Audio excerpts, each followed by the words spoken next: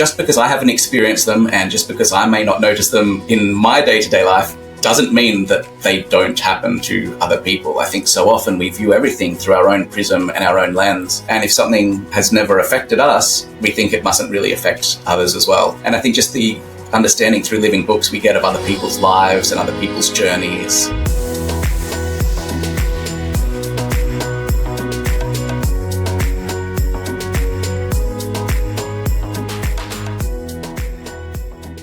Welcome, everybody, to today's show. I am so excited about today's topic. I have a special guest here today, Anthony Coalfield. Our topic today is going to be all about living books.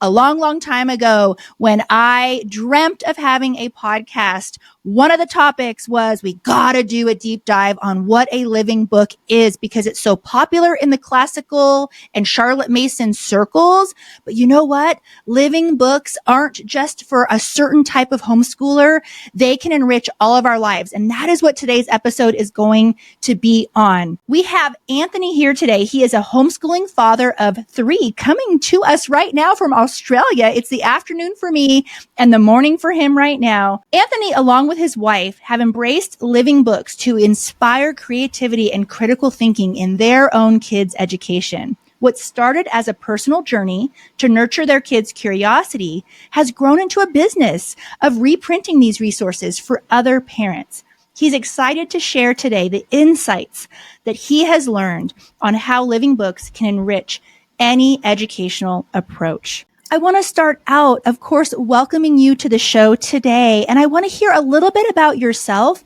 and how you first became interested in living books. Thank you so much for having me, Christy. It's lovely to come and talk about something that I'm really passionate about. We're lucky in that we knew we wanted to start homeschooling our boys well before they were beginning to homeschool. So I had a couple of years to do some research into different homeschooling styles and what it would take because we didn't know any homeschoolers at all ourselves. As I did all those online quizzes of what type of homeschooler are you, it kept coming up with this thing called Charlotte Mason, followed by unschooling and the rest. And so I did a bit more reading into Charlotte Mason and discovered living books, and it just resonated so much with me because I always loved literature. I always loved books. I was always keeping one in my pocket so that I could just pull it out and have a read at any time.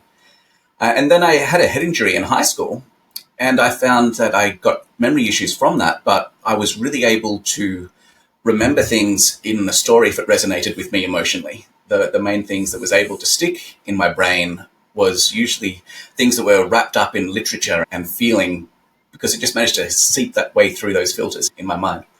And I thought, well, if me, after having memory issues with a head injury, can get so much out of a well-written book, I think that's probably great for my children. And so I did more research into living books and just became quite confident that this is a really effective way to distribute information that will be easy to remember without relying on rote memorization and all of that frustration.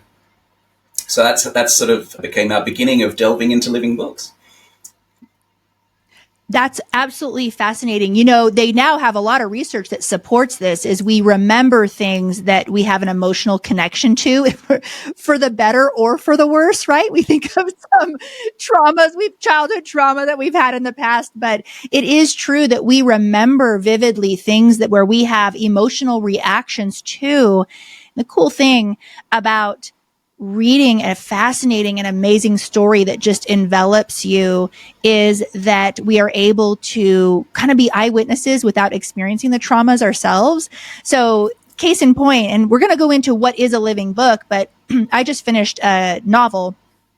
I listened to it on audio because the ladies listening know I really hate doing my hair and makeup. And so I treat myself with what Charlotte Mason would call twaddle while I'm doing my hair and makeup. It's not really twaddle, but I just read an amazing book about the women in Vietnam who served in Vietnam and how that journey of discovering what PTSD is and all of that. Man, the history that I learned by just listening to that book, a completely fictional book, but the author definitely did a lot of research and to that end even said, the author stated that she leaned on a lot of historical documents and eyewitness accounts and things like that to tell this fictional story. But wow, what an incredible experience. And I found myself at night wondering what my main character was up to and thinking about, and wow, the details and even cities in Vietnam that I can now rattle off because of that emotional immersion. It just reminded me how important specifically teaching history is in terms of a living book approach. But first, we need to backtrack because, I get so excited about living books. I will go off on bunny trails this whole episode. So, Anthony, there might be a point where you need to take over here. Would you please define for all of us listeners, what is a living book?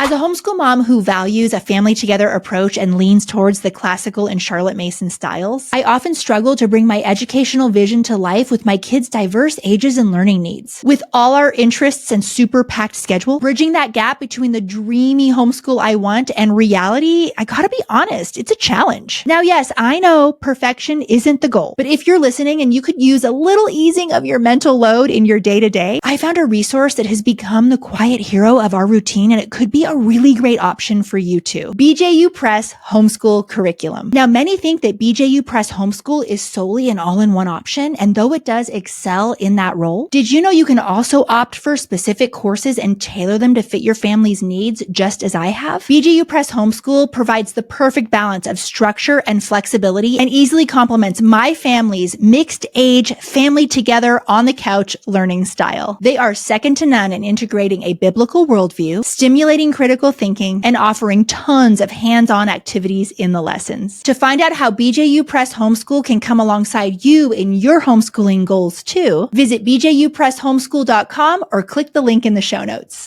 Yeah, so for me, a living book is an engaging tool that captivates readers through rich narratives and expressive language. And by weaving facts into compelling stories, it brings the subject to life, like in a way that will resonate emotionally and intellectually as well. It's usually written by a passionate author who's really knowledgeable about what they're talking about, so that they can inspire curiosity and foster a love of learning and make these complex ideas that we may not have first-hand experience of really accessible and memorable because they make it so relatable. And then what would be the opposite of a living book then? So in the circles, you mentioned it earlier, there's the word twaddle. I like to think of it as a living book is your steak or tofu if you're vegetarian and your veggies and those healthy things that keep your body going. The living book gives the food for the brain and the nutrition for your brain. Your twaddle is your ice cream or your candy floss or whatever you guys call it in the US. That, it may taste good, but it's not really going to do anything all that beneficial for you. So that's sort of how I define the differences. So it's nothing wrong with having some twaddle. I don't think it can be a wonderful tool sometimes, or even just to relax, like you were saying in your in your chair. But you don't want to have a diet, or your mind isn't going to benefit as much as it could otherwise. Yes. Well, I read a lot academically because I'm a knowledge worker, as well as I do entertainment because I do social media. But the primary work that I do is knowledge work. And I have found that when I am reading that meaty stuff, I end up not getting my hair and makeup done because I'm out there writing notes, right? I have right now I'm learning the Zettelkasten method. I'm practicing that. And these are my notes right now, if those of you watching. And so you're so right. Sometimes popcorn's okay. We don't want to necessarily live on that big gourmet dinner for 3 meals a day. And so and I love your approach. And Anthony and I have had conversations ahead of time.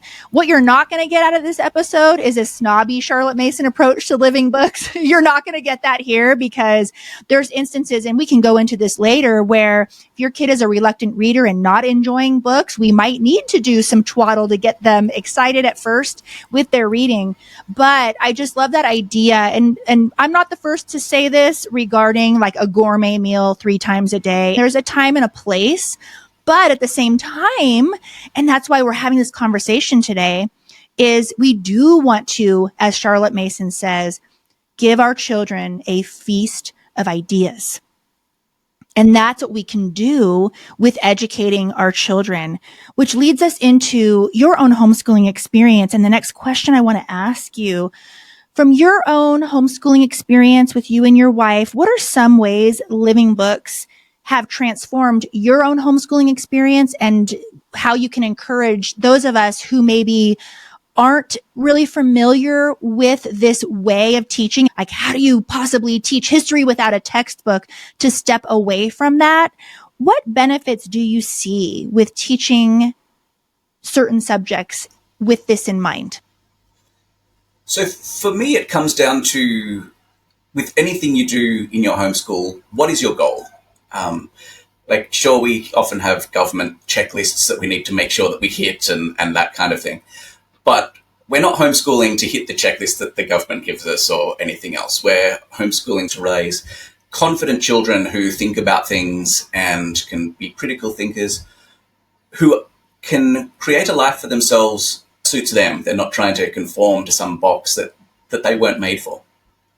And so for us, we're wanting them to explore different things and think deeply and make connections. And so for me, using a living book is a fantastic tool for that, because they can experience history through different things. We're not necessarily so keen on them memorizing the date World War II started was this and the date that Pearl Harbor was bombed was this, because dates without anything to attach them to don't really mean anything. I'd much rather them have a history book following somebody going through the trenches and experiencing life like that, being conscripted away from their farm and having to see the horrors of war. And then my kids can actually have something that they can relate to. They can see it through the protagonist's eyes in here. And for me, that is what I want them to get from history, the bigger picture of it, the effects it has on the people, which you can do so much better through a story. It was Rudyard Kipling that said, if history was taught in the form of stories, it would never be forgotten. And so for me, as we read some of our living books, it can be quite scary, because you've not got the easy, hey, they got 19 out of 20 on the test that we gave them later on. So you feel that you're out there, just sort of fumbling around at first. But then my kids start coming up to me and chatting about different things that we've read together. We read The Children of the New Forest, which is about a family who's, the aristocracy in the UK. And there's a bit of a civil war going on between one group who are wanting to, support the monarchy and another group wanting much more of a parliament and the people leading. And the family, being aristocracy, are quite supportive of the monarchy because of the benefits that they get. And so as you're reading the book, you're kind of sympathising with these poor kids whose parents are killed and they're having to live with the greenskeeper in the forest. But then as we're reading Our Island Story, we're sort of viewing it from a little bit higher, but still getting stories. And my kids are like, well, no, the monarchy spoiling all of the aristocracy is wrong. Like, I'm much more supportive of having people vote and have a parliament. As they're reading other stories, they're seeing the other side of the issue. And we can have those conversations about what's right or wrong, or the grey areas that most of life can be. And it really just helps with that understanding that my belief is far more important for our children than memorizing the dates or whatever else. I have a master's degree in history, and so I have taken a lot of classes on historiography, and I often joke that after all of that schooling, I basically learned how to make kids hate history because not once in graduate school were we ever told that living books could be a way that you teach kids history. In fact, it wasn't until I entered the homeschooling arena and exposed myself to some Charlotte Mason ideas that I realized that this was even a term. And my mind was blown. The reason why is because what I loved about history, why I even wanted to pursue a graduate degree in history, was because of all those great stories. In my studies that I got to uncover those stories, right? You have to go beyond general ed in our traditional schooling system, both public and private. You have to go beyond general ed to dive deeper to get to those true stories. And there's two observations as you were sharing that came to mind. Number one, we have these state standards that have, and these checklists of, your kid needs to know the reasons for the fall of the Roman Empire, and they need to know why the Hammurabi Code came, and this and that, the other, and how the Egyptians mummified mummies and things like that. And it's this checklist, but for what? And I think that is like this big question, which is scary because it involves so much deschooling. What if we let our kids spend a whole year on ancient Egypt out of their interest and read living books on it and fictional accounts and all of this. And we were okay with them not learning all of the quote unquote state standards. Why are we even learning history in the first place? Isn't it for us to learn from the past so that we ourselves are better people, make better decisions, have more empathy? I see the study of history as so interconnected to SEL learning, social emotional learning. I think that's the purpose, actually, because Definitely. Knowing all the facts by the time you're in 12th grade and you're not a changed person, like you've wasted 12 years if you're not a changed person based on the lessons of the past.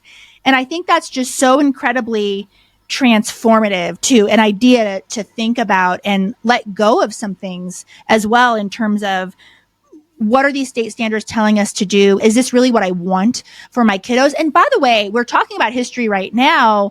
How can living books transform the other disciplines, Anthony? I'm throwing you a curveball. This wasn't in your questions. Before we continue, I want to share with you a program that has been a game changer for our family. At our Learning Center, we instructed and helped kids through pretty much every program on the market. So we know firsthand just how important a solid math foundation is for our kids' futures. Finding the right homeschool math curriculum that didn't compromise academic excellence, but also didn't put me and my kids through the ringer was a challenge. Until one day, I found CTC Math. You guys, the rest was history. First off, it's a mastery-based program, which means your child gets a full grasp of the material. It's also loaded with mixed reviews, ensuring your kids don't forget anything they've learned. The questions are adaptive too, which keeps students confident and progressing at their own pace. But the best part, all the teaching, grading, and testing, done for you. With CTC Math, there is no compromise on excellence. Your child gets a top-notch education, and you just made your homeschool life easier. Visit CTC Math to get your free trial today.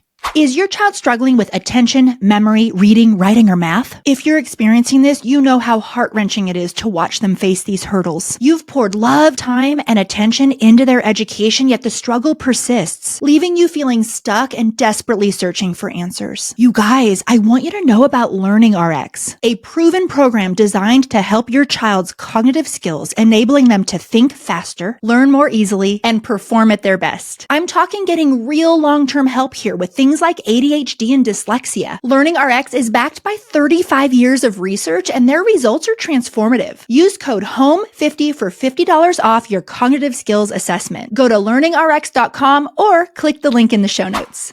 No, this is great. I completely agree with what you're saying. I had to memorize all of that stuff at school. I can't remember any of it now. Like, I could give you a brief outline for the Roman Empire and anything, but none of them changed me. I also read the Ramses series by Christian Jark back in high school. I remember so much about ancient Egypt and the different things that happened and the mummification processes just because they're in story. So for different subjects, so geography, so much of geography comes from your history. Like you were talking about reading even your book and learning about Vietnam and the different locations of the different cities through Vietnam and everything like that. So geography, there's some fantastic living books. Richard Halliburton's Book of Marvels, he takes you on a tour as he went around the world. He was one of the first sort of adventure journalists back in the 1930s, 1940s.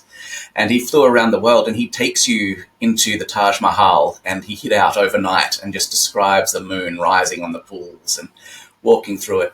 He describes the different Aztec places that he went and visited and tells the stories of Machu Picchu and that kind of thing. And it just arouses both that wanderlust, wanting to go and see these places for yourself, but also this respect for the people and the places and the different ways that they lived and how the places that they lived affected how they lived. Up on Machu Picchu, say they're up high on the top of the mountain. And that affects everything. Their geography affects everything about how they do life and why they're there in the first place too. So I think for geography, it's quite simple. Just reading some of these books and learning about all of these concepts. There's some fantastic books for maths as well. There's number stories from long ago, which take you through stories of kids back at different times as they were developing these number systems around the world and how you sort of had 1, 2, 3 lots. And then they developed more and the different Roman numerals and how they came about. And you're learning all of these things through stories, and then they've got some activities for you to try and solve the different riddles and the like along with it. But it just makes it not only come alive, but breaks these huge, abstract, weird concepts. Like maths, 1 + 3 is a really abstract, unusual concept. And it sort of shows how we had to come up with systems for counting for the practical reasons.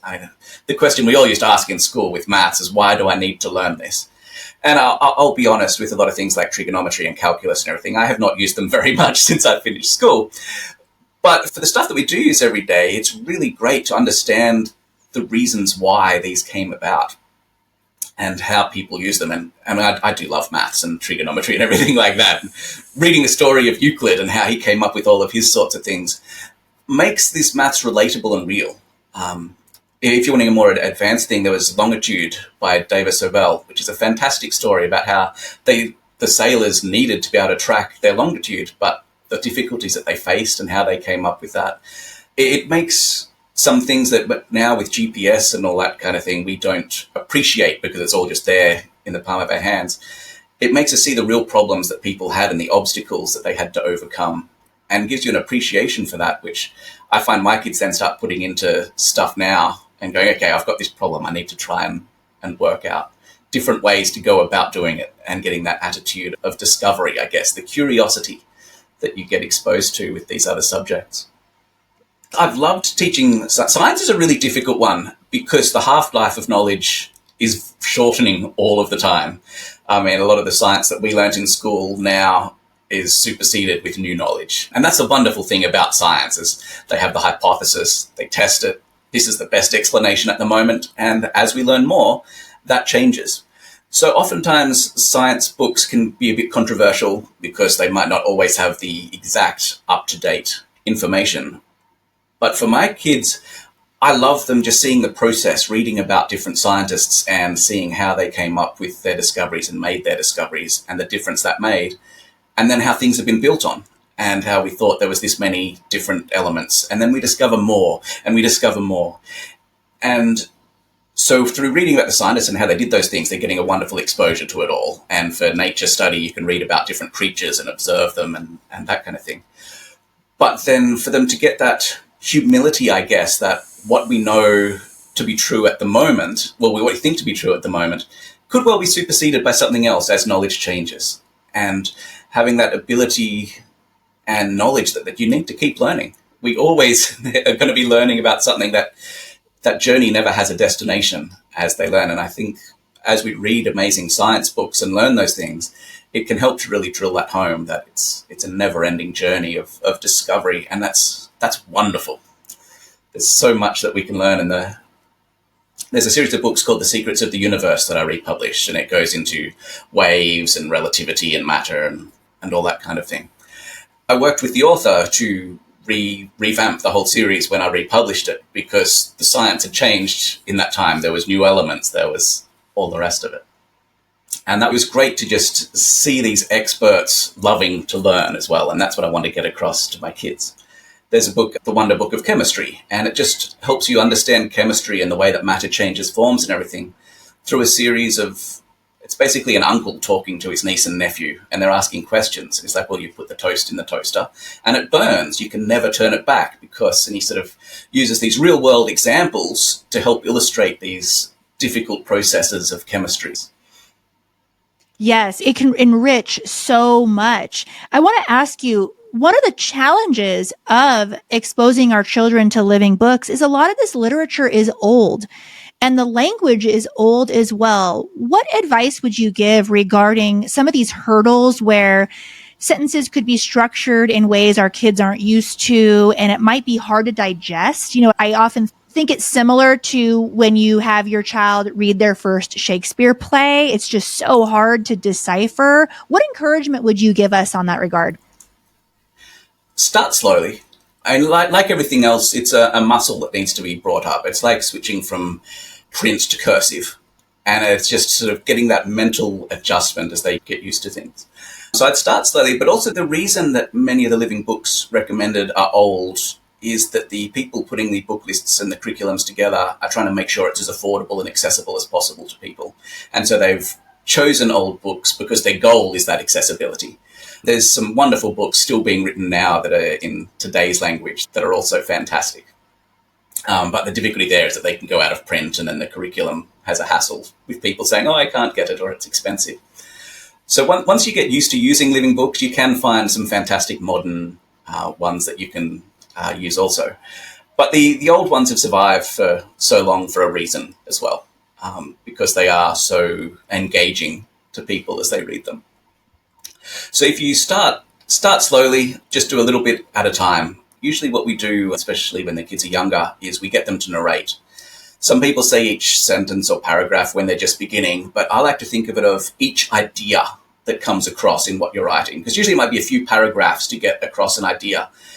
And once you get to that idea, you just ask your child to tell back what they've heard. And they don't need to get the words exact, and they might get things wrong, but what they're doing is they're learning to, as they listen, filter the information, work out what is really saying. And then they put it in their own words and what they've gotten from it. And if they don't get exactly the same thing as you do, especially with literature, they're not wrong. Like, you're both right. It's just different people get different things based on their experiences and their knowledge. And that's one thing I do love about the living book, is rather than it being a test where you're trying to quiz them and try to find some esoteric fact that they haven't memorized, you're allowing your kids instead to give you what they have memorized, what they do understand and what they do know. And that can help build their confidence, but it also is amazing as a parent to just see the depth of the points that the kids will take away from some of these things. So by using narration, it really helps the kids to learn how to pass the information that they're getting. But just please make sure you have given them an idea. If you stop too often in the beginning, it's too hard because there's not really anything to latch onto and relate back. So by doing the narration, you're really helping you as well to make sure that your kids are being able to follow what's being read.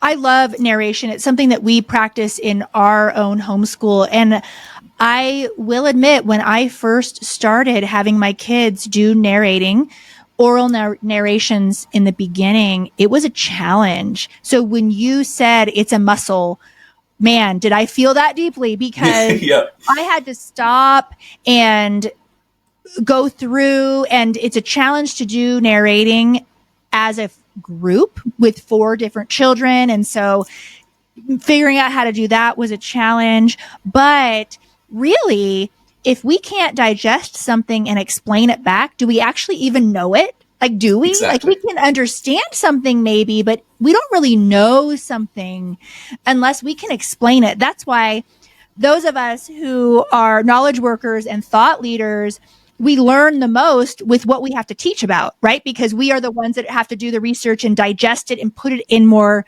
digestible words for people to understand. There's one thing that I want to make sure not to miss, and it's one of the biggest benefits I have seen with living books. For those of you who are listening to this and you're like, where's the practicality? Well, I'm about to tell you. Scott and I, we ran our learning center for many years. And one of the things that we did very well, we were actually the best in our city for this, was we did test prep. So we prepped kids for all types of standardized tests, the IC test, the ACT, the SAT, all of that. I cannot tell you, I knew right off the bat, because I did a lot of the verbal reasoning, sentence completion, reading comprehension prep for the kiddos. It is night and day. I could tell you on the very first session if a child was a reader, if a 16-year-old kid sitting across from me was a reader or not, because the difference in the vocabulary alone. The ability to find the nuance of the word and just use the perfect word for a thing. Yes, okay. Yes. And let me tell you, if you are a family who is dedicated to exposing your children to living books, please don't buy a vocabulary curriculum. Please don't. You don't need it. You really don't need it.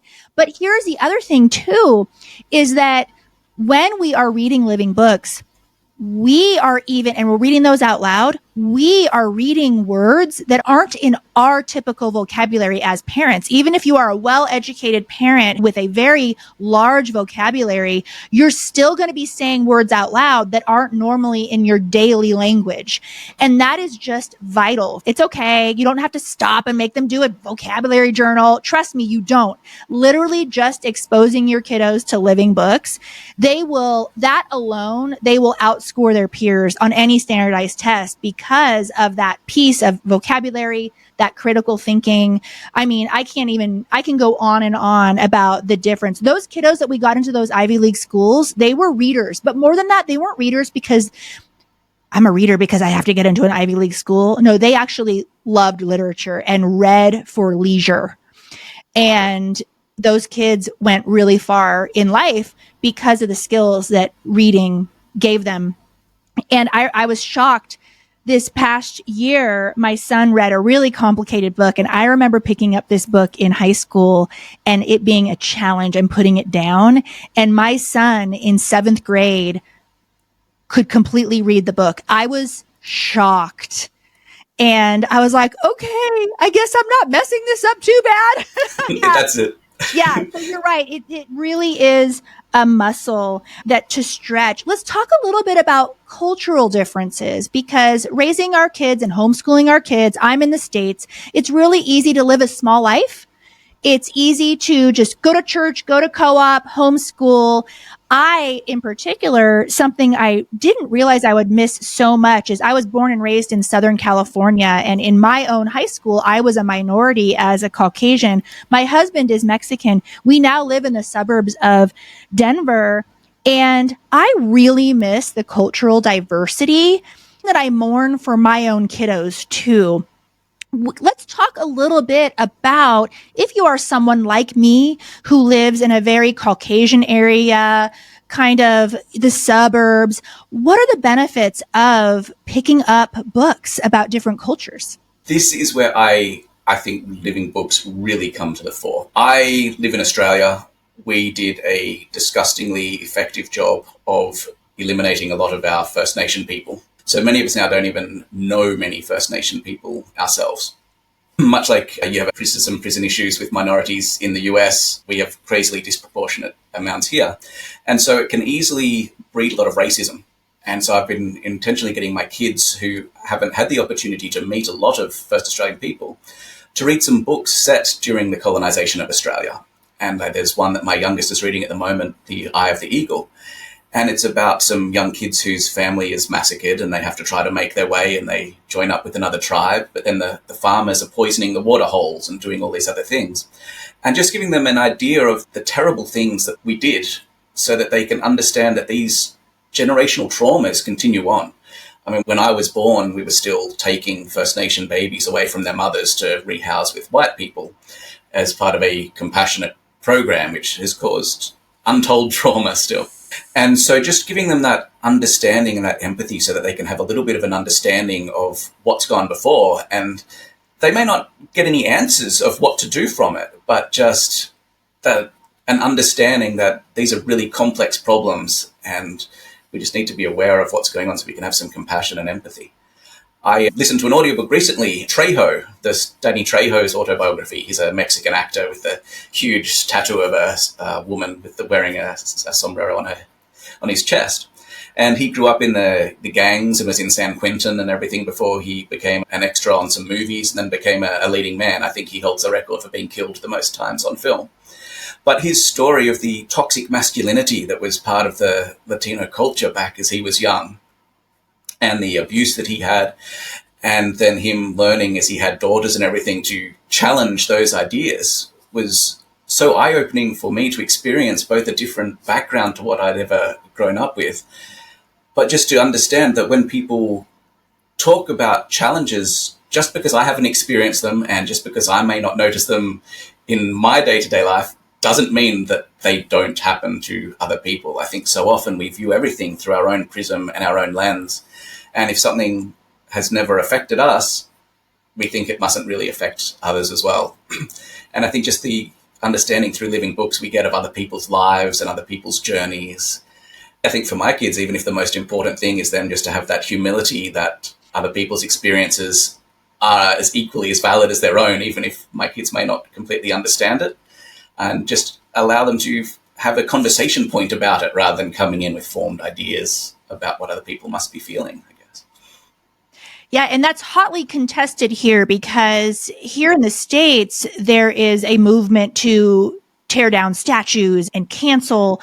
Now, when we're talking about living books, we're talking about not always, but let's just go here for a second. Some of these older books where you're reading it and you're reading out loud to your kid and you're like, okay, I'm not going to read that sentence. Like, eek, right? You cringe because this is racist. This sentence is literally racist.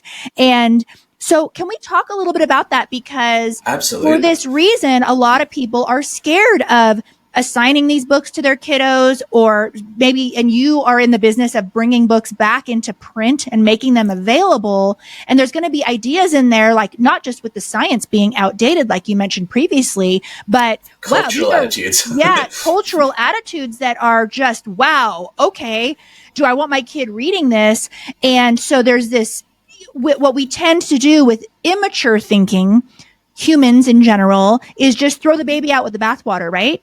Yeah. What is your approach to this? Hi, Mama. If you like my social media content and my show, I'm pretty sure you will love my book, Homeschool Rising, Shattering Myths, Finding Courage, and Opting Out of the School System. My book is for homeschool parents, both veteran and new, and the perfect book to hand any homeschool skeptics in your life so they can better understand why you've chosen this amazing lifestyle. This book will challenge you, empower you, encourage you, and give you solid, mindful answers to all those questions you get about your homeschooling choice. Grab your copy and maybe an extra one for your mother-in-law today. Homeschool Rising is available wherever books are sold. Whether you're newer to homeschooling or you've been homeschooling over a decade, the fact is creating a streamlined, successful homeschool is hard. The pressure is high, and the weight of responsibility often leads to self-doubt, second guessing, and feeling completely overwhelmed with the excessive amounts of opinions and curricula options out there. We love our kids, and at the same time, the stakes are high. We don't want to mess this up. So how do we build a homeschool that our kids will thank us for when they're adults, and one that you have 100% confidence in? The first step to pulling all of that off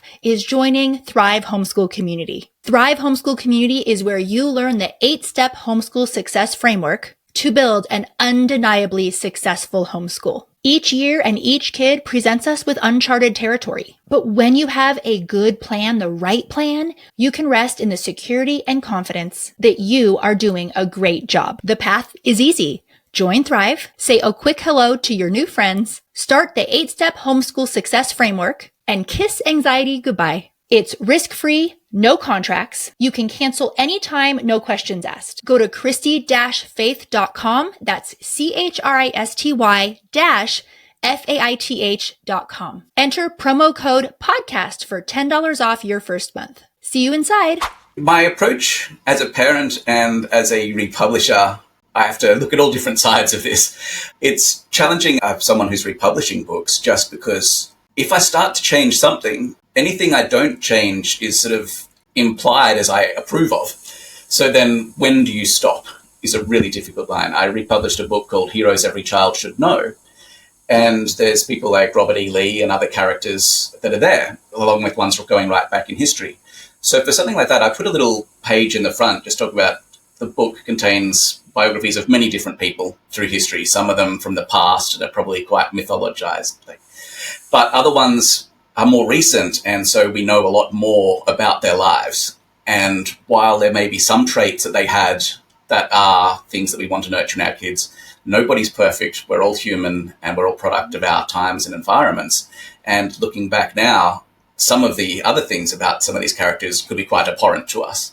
And so it's important for us to remember that we are all people with many facets, and not to idolize a person, but just to find traits in people that we can try to emulate, and also see things in people that we want to be really conscious of not emulating. So that it's a tricky line. With my kids, I try to make sure that I have read the books and know what they're going to be exposed to, just so we can have conversations about it. I think sometimes it's really important for them to come across things that make them uncomfortable. because then they're having to wrestle with it. It's something that they're going, hang on, this doesn't feel right. This isn't right. What's going on? To sit with that and work out exactly what it is and why that is, I think is a really important thing for us to be able to grow. So some of them, things like huckleberry finn, I'll often leave because it is a product of the time. And he was seen as quite controversial for being sympathetic to the African Americans back in his day. I grew up as a big Wilbur Smith fan. And when he was first publishing, he had the South African version of the Secret Service tapping his phone and following him. He was walking on a beach one time years later, and this guy came up to him and said, Wilbur Smith? He's like, yes. He said, I had to listen to every single one of your phone calls, and you're one of the most boring people I ever had to listen to. But they saw him as an agitator who was trying to get sympathy for the Africans. Then later on, people look at those same books and see them as racist for the colonial stereotypes that they portray. So exactly the same thing as our culture changes can be seen as too progressive, and then add another couple of decades and it's seen as old and racist. And I think even that in itself is so important for us, because just like with knowledge, equality and seeing people as the same and treating everybody the same is a continual journey. And the pendulum keeps swinging, and we need to see that even our attitudes now, while we may think we're progressive because we look back, 30, 40 years and some things might be better, there's still always a long way to go. And the pendulum, things are always shifting and you're always compensating and correcting. And I think being aware of that is such an important thing for our kids, that these books can get across as they see how attitudes and racial things have changed through the years, but also be aware that this is how people were treated not that long ago. There is generational trauma that lasts from that, or a distrust of authority that may cause people to react very differently to us in exactly the same situation. It's so easy to judge, and we're in a society that loves ad hominem attacks on everybody, right? I can't trust this. People do it with me, with my own book. If they don't like my book on homeschooling, they just figure out a way to attack me. And then they can discount the book, right? It's so tricky, but I think it's nuanced. And when I come across passages in books, it really depends. Sometimes I will omit a sentence if I'm not in the mood. Absolutely. Like, okay, we got to get to the museum. So, all right. Or sometimes I'll stop and I'll go there. But I always make sure to ask the kiddos, what things do we believe today that you think maybe in 20 years people will totally disagree with? Because it's not that I am condoning anything that we read, but what I don't want to put seeds in for my kiddos is with their nose up, snobbily judging everything they read like they are somehow better or more enlightened. Because when you really understand human nature and when you really study history, you know that humans really are the same, that we haven't changed. It's just rinse, repeat in terms of our behavior and what we do and pride and this and all of that. And when we love to approach authors and we love to approach famous men and women in history, we want them all to be heroes. We want them all to be perfect. And they're not. We like to idealize people of the past or great authors. And it's fascinating to have that conversation as your kids get older, because I have it very early and pretty much with everything we come across that's controversial or that is not okay. We have that conversation, and it's interesting how the conversations have progressed as my children have gotten older. And I love, you've mentioned a couple of times, you've used the word humility. I think that's such an important part about approaching living books, about approaching life, and having a humility that we really only can understand the world through our own eyes. Asking your kids the question, okay, this author was so comfortable with this idea that he or she was willing to write it into this book. This was not considered wrong when this author wrote this book. What do you think about that? Right? And that conversation is such a worthy conversation. And I tend to, when we're talking about history and First Nation people, I don't shy away from, we've had, our government is amazing how it came to pass. And then there's also these atrocities, and we have to have it all in balance. And not that anyone needs to do what I need to do, but what I tend to do is if I read to my kiddos something that's from any one side, I always try to find the opposite side and then read a book from the opposite side. I kind of view it as a math equation a little bit. in my head, not perfect by any means, No. but making sure that, okay, if we're reading about the early colonies, I'm also going to bring in a book about the First Nation people and their encounter with the colonists. I'm going to do both of those things when we're doing that. And it's nuanced and it's gray and it's so uncomfortable, right? That's it. Exactly. Each side's trying to do the best for their side, themselves. Yeah, exactly. Yeah. Okay, let's get practical here. I could talk to you all day, but I want to get practical because I know that you have some neurodivergencies in your home. You share that and you're comfortable sharing that. I want to talk about how living books can help kiddos who have autism or maybe a kiddo with dyslexia that is really struggling to read. How can living books help homeschooling? I will preface this by saying my children's neurodiversities, even if they may have the same overall label as any of yours, can show up so differently. And so anything I'm saying is just what's worked for my kids. That's as much as I can share. All of our kids, even ones that don't have neurodiversities, are so different and with their own needs. They're individual people. And that's why we love homeschooling, because we can cater to the people we've got. My oldest son is ADHD and dyslexic. My middle son is on the autism spectrum, level 2, and has severe verbal comprehension issues. And my youngest is absolutely the most bouncing off the wall ADHD craziness. He's wonderful. So we've had some quite challenges. My oldest loved literature from when he was young, be listening to audiobooks whenever he could if I couldn't be reading to him and devouring them. He really struggled with reading. He just could not get the phonemes to make sense and to stick together properly. Could identify all the letters, no worries. But when it came to that next step, it took him a very long time to be confident reading. And for us, that's where audiobooks were fantastic, LibriVox and that kind of thing, to be able to listen to them when he wanted to. And I was doing a lot of reading aloud. But Twaddle was brilliant for him to get that confidence. The words were simple, and so we just used the books as a tool. They had a purpose, and he was reading these to build his confidence and be able to do it, because if it will get him, an extra 50 hours reading over the month because he's reading these books, that's a lot of practice of making sure the words are staying in order and getting that going. So he was reading over here. We have the 7-story treehouse and 14-story treehouse, and it all goes up, and they're ridiculous books. I don't think there's anything of literary value in them whatsoever, but they were wonderful, and I will always love them for them helping my kid just get that confidence and just help everything to click with his reading. And now he devours absolutely everything. With Charlotte Mason, you often don't start till the kids are 6 years old, and I was so excited to start with the two of my kids together, and I had everything prepared out. And it was clear from an hour into our very first day that this was not going to work with my oldest two children, because the difference in understanding was so vast. I probably should have been aware when we'd read them Charlie and the Chocolate Factory at night, and we're right at the very end, and Paxton goes, "Who's Charlie?" And he's the protagonist. He's the whole book. He found the golden ticket. I just grabbed my coffee. You almost made me pick up my coffee. Sorry, but he just has such verbal comprehension issues that he was struggling to put it together. And there's no judgment on that. It's just what you're dealing with, and it's great to realize that, so we can cater things differently.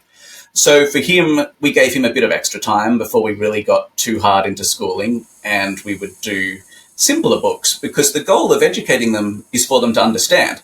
So we might find a picture book that gets across the point that we're trying to have our kids comprehend or wrestle with. So you're sure maybe the more literary, fancier book would be better for most people, but if I force that on my middle son, he's going to get nothing at all from it. So really, what is the point? I can force him to do something that is going to make him less confident in himself and not understand it, or I can find something that's a bit easier and he can grasp what's going on and build on that from there. And so for him, we just found simpler books. Anything you're doing, know what the point of it is. Any book you're reading, know what they're trying to get from it.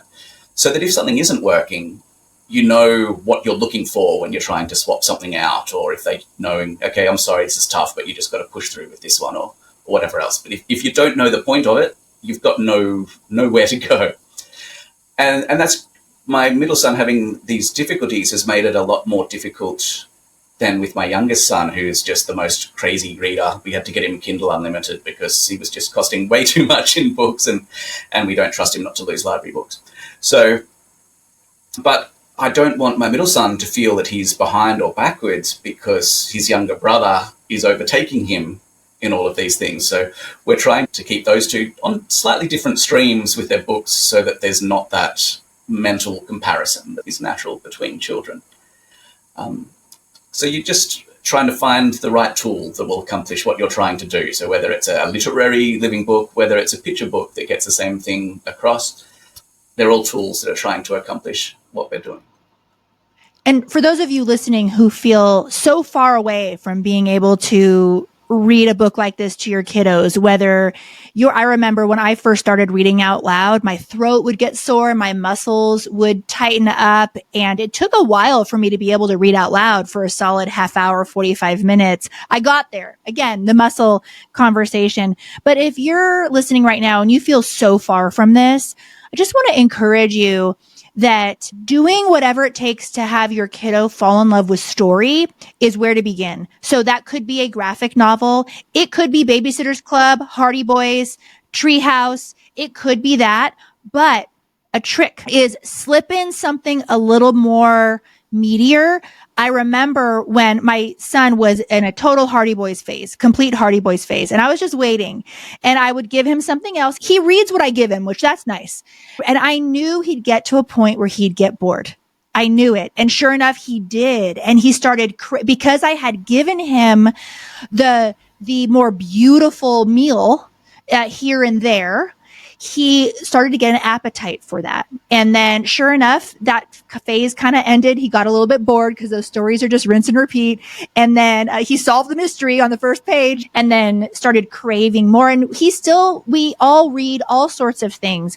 But just remember that I love what you said. Just know why you're doing what you're doing. And having our kids fall in love with story is where to begin. I want to make a little special note about something with reading comprehension. If you are a mama listening and even if your kiddo is phonetically reading just fine, but for some reason they don't seem to be grasping stories, comprehension is something that is completely different than phonics and the ability to have fluency in your reading. Comprehension is different. It's a different skill. That is where we start to transition from learning to read to reading to learn. And so pay attention. If your kiddo, if you feel like it's in one ear out the other, they're reading a whole paragraph to you and then don't know what it means, look into their reading comprehension. We want our kids making movies in their head while they are reading. And generally, even when I come across an adult who tells me, I don't really like reading, I know that there is a gap there because all humans like story. Universally, we love story. So when someone tells me I don't really like reading, right? But maybe they love movies. They love movies because they don't have to do that movie in their head. They don't have to make the movie in their head. So that could be something. I just want to put that little thing in your mind that if you are seeing that, feel free to email me and say, hey, I listened to this podcast with Anthony and my kid's not comprehending. What do I do? Please, you guys, if you are struggling with anything in your homeschooling, I'm telling you right now, email us. We would love to help you and point you to resources and point you in the right direction. So I want to move on to Anthony. We love talking about game-changing ideas on this show.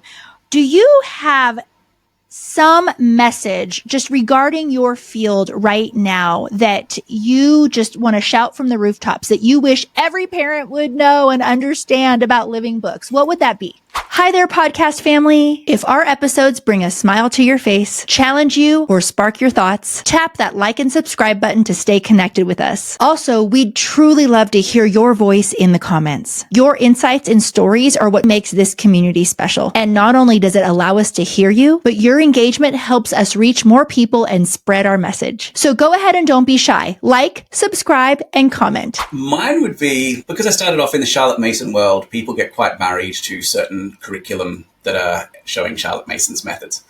And I think my message would be that do not be so married to the curriculum that you feel that you're a failure if you can't do every single piece of it. We all have different families. The reason we're homeschooling is so that we can tailor these things to our kids and our situation. So if you see all the other parents talking about how they're doing this or that or whatever else is going on, or some book that everybody loved that just is not clicking for you and your family, don't feel bad if you find something else, because the goal is for your kids to learn and to grow and to get something from it. And if that's in a different way to how some other people's families do it, that is fine.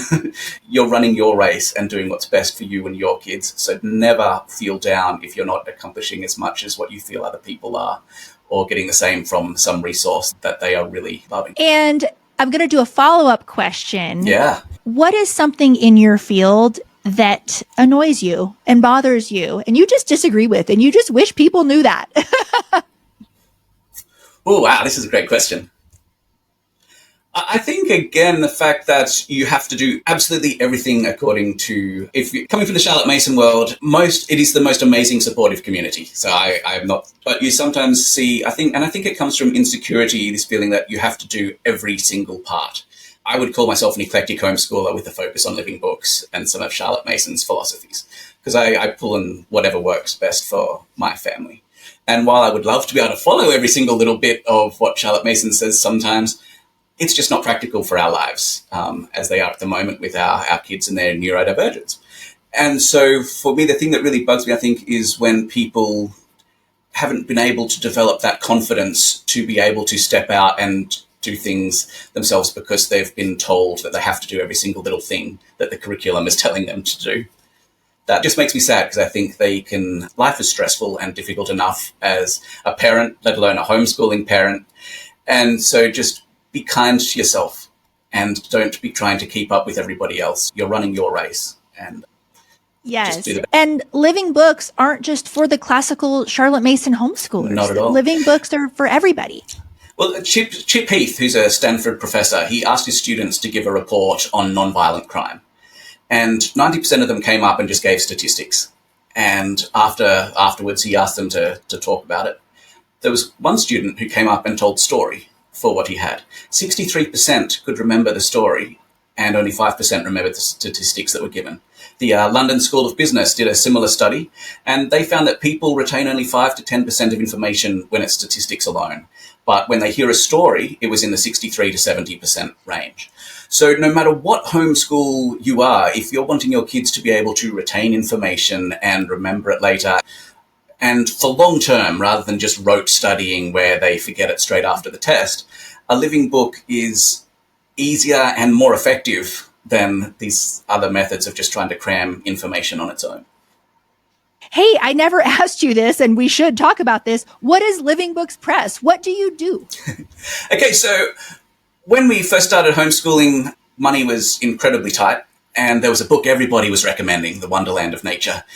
And it was going to be $60 for that. And we would have had to save up for about a month to have that spare cash for that book. And I went into a little church thrift store, and there was an old hardcover copy for $2. And I was squealing and jumping up and down. I was so excited. And I thought, this is such a barrier to entry for people trying to use these curriculums. There's the decision fatigue of trying to work out what edition sometimes of old ones, because there's such a plethora of cheap, awful copies people are throwing up on Amazon cheaply. Or else they're still under copyright and they're out of print, and they're costing people an arm and a leg to be able to find a copy if it does turn up. And I knew that there was no way I could have put together a book list or anything like that. And I was so grateful to the people who'd come before and had put those together. I thought, well, I don't have the knowledge at the moment to help anybody else, but I can take away this barrier to entry of these books being so expensive or difficult to obtain. And so I just started out producing reprinting a couple of the books that were called unicorns because they were so rare and hard to find. And then I kept getting requests for more books, and I just haven't stopped.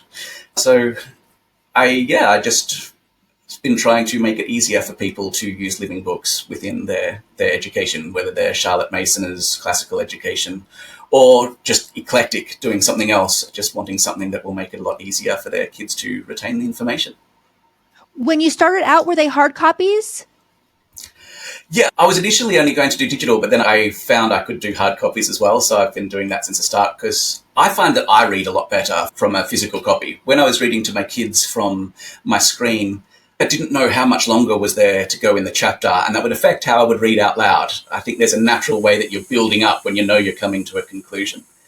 And I found that my children narrated terribly whenever I was reading from a screen, but when I was reading from a hard copy, they did a lot better. And that was nothing to do with their abilities. It was purely my way that I was reading. I think I read a lot more confidently coming from a physical copy. If we want one of your hard copies that you've reprinted, do we have to pay for Australian shipping? No, I've got several printers through the US, and so the order's just sent directly from the US to you.